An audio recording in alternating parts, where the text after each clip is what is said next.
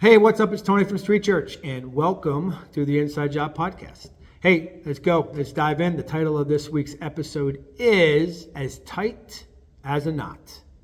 And listen, that's how it's got to be. The one thing that we all have in common is this, whether, rich, poor, white, black, male, female, you fill in a blank. The one thing that we all have in common is we all go through stuff with a capital S, stuff that we wouldn't wish on our worst enemy, pain, trouble, right?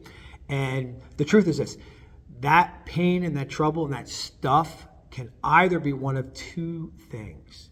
It can either be a classroom or it could be a coffin.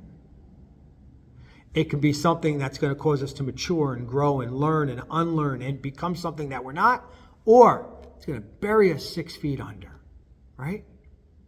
And the truth is this, we're all being discipled, we're all being influenced every day, whether you know or not.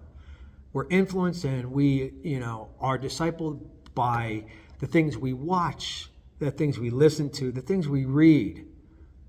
But we're most influenced by the inner circle of people around us.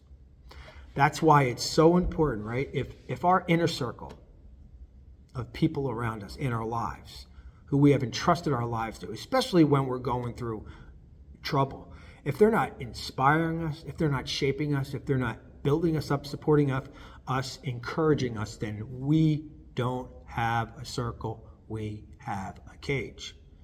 And I don't know about you, but I don't want to live my life in a cage. Jesus was the greatest example of relational boundaries, of having relational boundaries. In his worst night, the night he was arrested, he went to a garden and he prayed to the Father. And it's interesting that he only took 3 with him. Like, he had a group of 72 people that were always around him. We know this because he sent them out to share the gospel. And then from that group, he had more of a tight circle of 12 who were constantly around him. And then out of the 12, he had a closer inner circle of only 3 men, Peter, James, and John. And he didn't take 12 with him into the garden.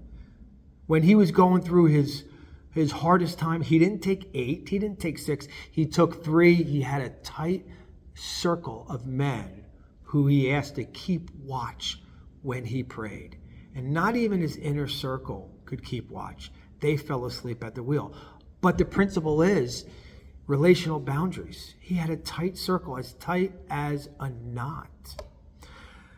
And the truth is this, when we're going through things in our lives that we wouldn't wish on our worst enemy, those people around us can either be coming into our lives carrying one of two different buckets with them.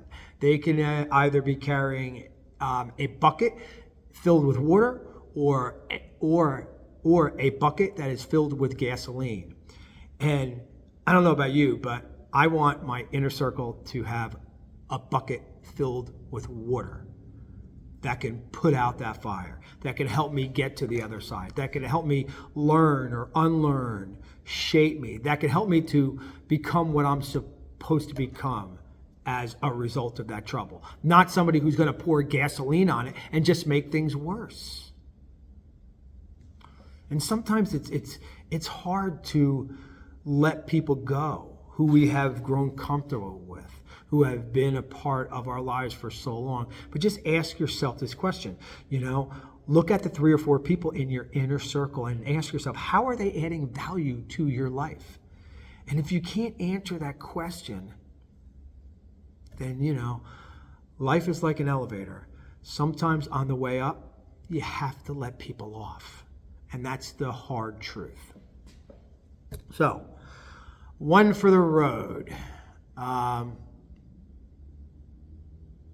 If you want to keep it right, you got to keep it tight. And remember, count each day a new life. Hey, thanks for hopping on board. Have a great day. We will see you next time.